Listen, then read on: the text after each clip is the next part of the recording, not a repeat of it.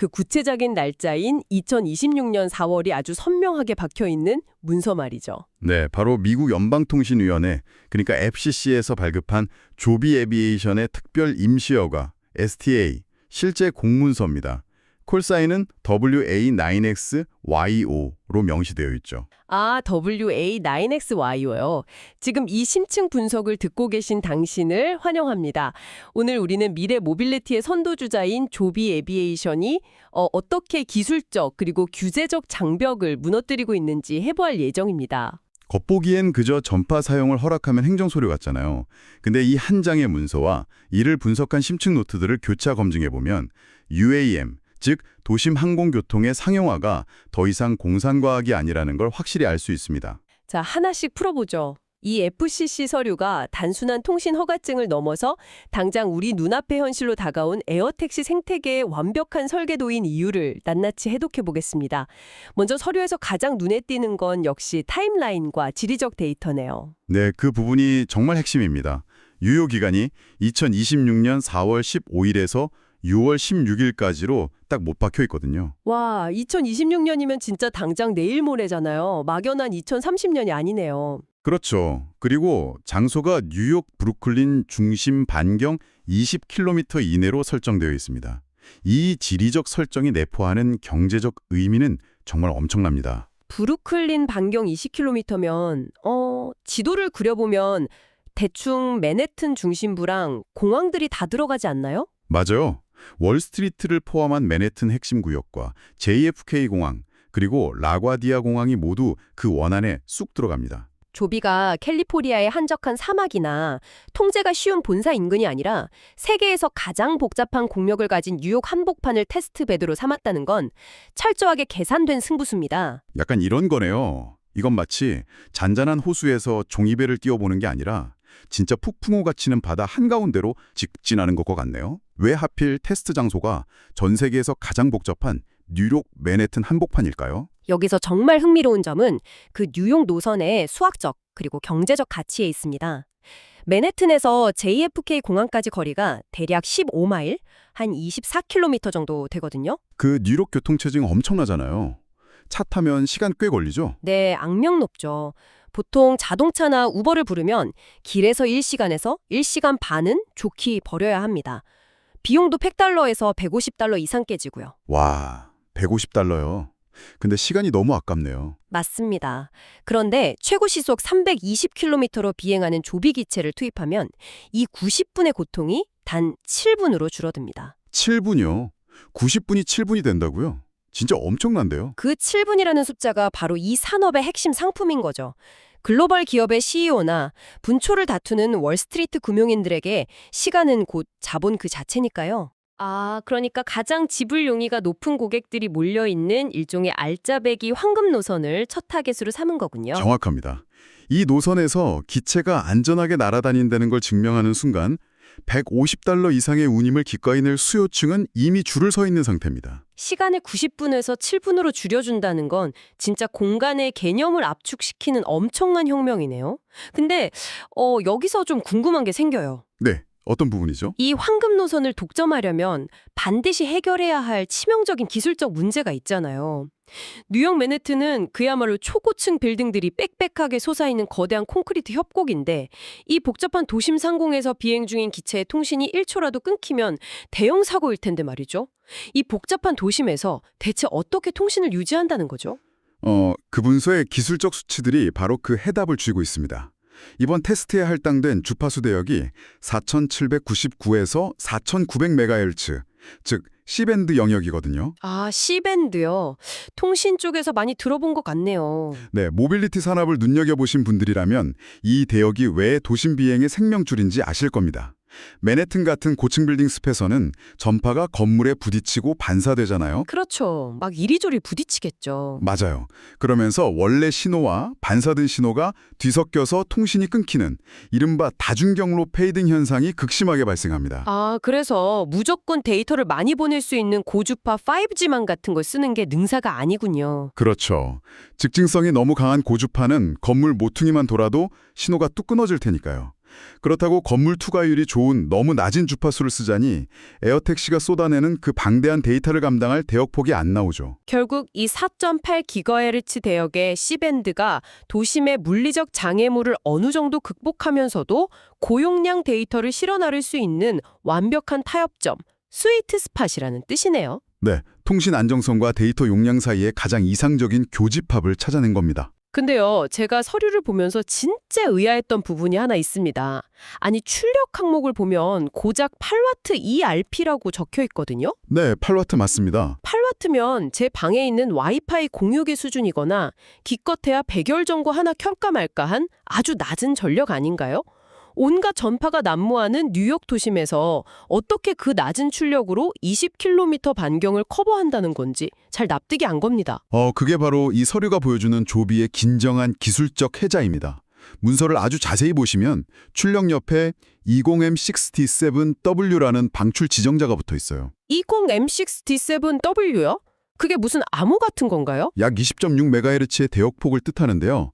단순한 음성통신이 아니라 기체 상태, 배터리 온도, 위치 정보 같은 고용량의 복합적인 디지털 제어 데이터와 원격 측정을 수행한다는 의미입니다. 아, 그러니까 무작정 출력을 높여서 시끄럽게 소리치는 방식이 아니라는 거군요. 네, 맞아요. 비유하자면 약간 이런 건가요? 수만 명이 떠드는 시끄러운 록 콘서트장 한가운데서 친구를 부르려고 무식하게 확성기를 대고 소리를 지르는 게 기존 방식이라면 조비는 수신기가 정확하게 인식할 수 있는 특정 주파수에 좁고 강렬한 레이저 포인터를 쏘아보내는 방식과 비슷하겠네요. 와, 완벽한 비유입니다.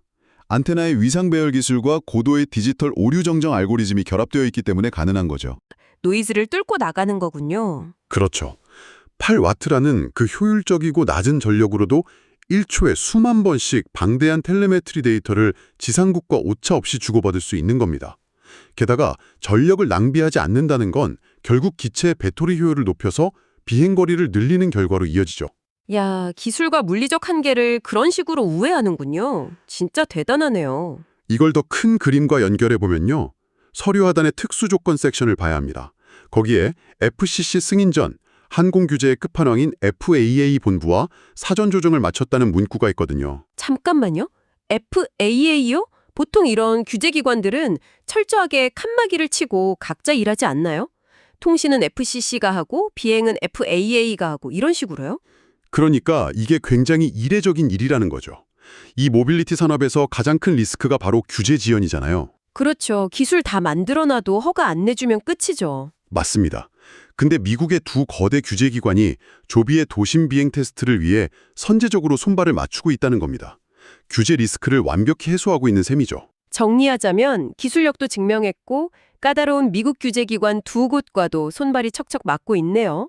자, 그럼 진짜 흥미로운 부분은 바로 여기입니다. 기술과 허가가 완벽해도 결국 돈이 안 되면 소용없잖아요. 비즈니스 모델은 어떻게 굴러가는 걸까요?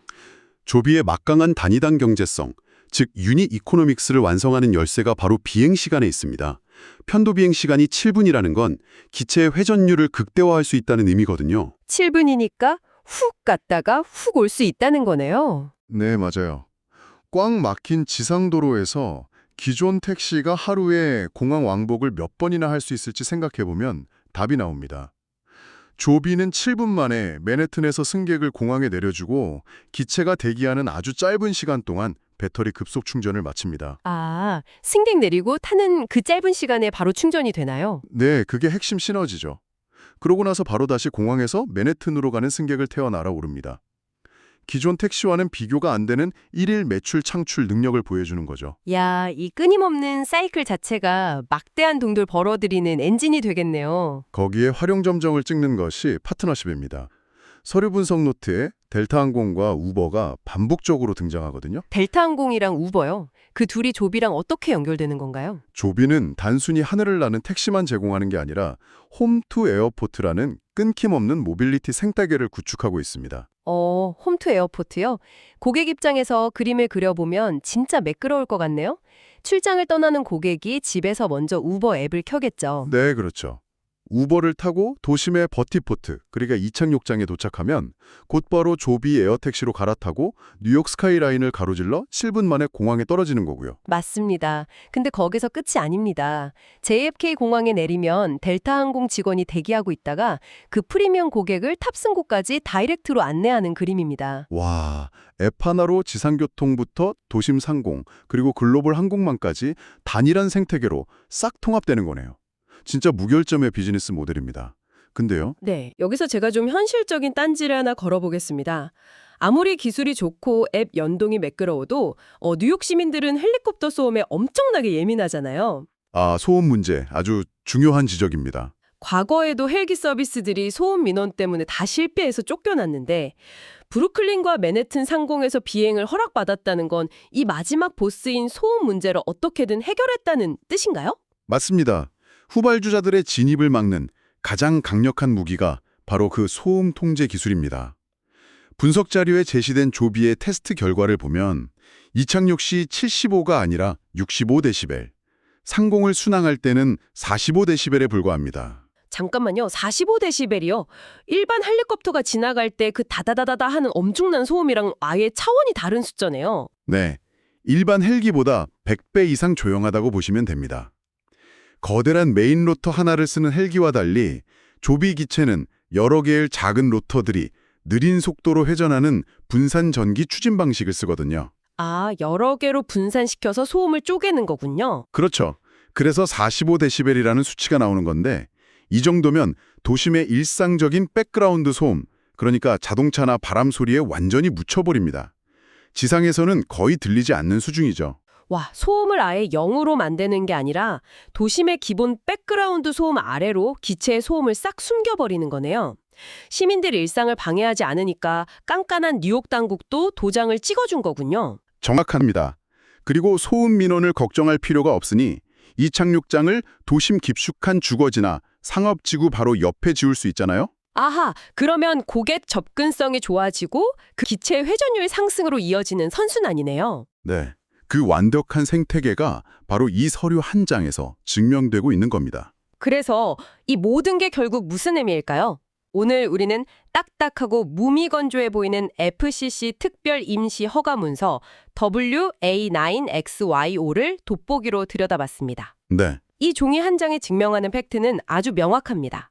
지금 이 방송을 듣고 계신 당신이 만약 UAM을 2030년에나 볼 법한 미래 기술로 생각하셨다면 서류에 찍힌 2026년 4월이라는 날짜가 그 고정관념을 완전히 깰 것입니다. 우리는 단순한 연구 단계를 지나 모빌리티 혁명이 현실이 되는 정확한 타임라인을 눈앞에서 목격하고 있습니다. 이는 매우 중요한 질문을 던집니다. 조비의 에어택시가 증명해낼 90분에서 7분으로의 시간 압축은 단순한 교통체증 해소를 넘어설 거거든요. 네, 우리 삶을 송두리째 바꿀 것 같아요. 만약 매일 아침 출근길 도로 위에서 벌어지던 시간이 하늘길을 통해 7분으로 단축된다면 10년 뒤 우리가 집을 구하는 기준과 부동산의 가치, 그리고 도시의 지도는 과연 어떤 모습으로 재편될까요? 청취자 여러분도 한번 상상해 보시기 바랍니다. 역세권이라는 개념이 하늘길 중심으로 완전히 바뀌겠네요. 오늘 다룬 정보가 세상을 바라보는 새로운 렌즈가 되었기를 바랍니다.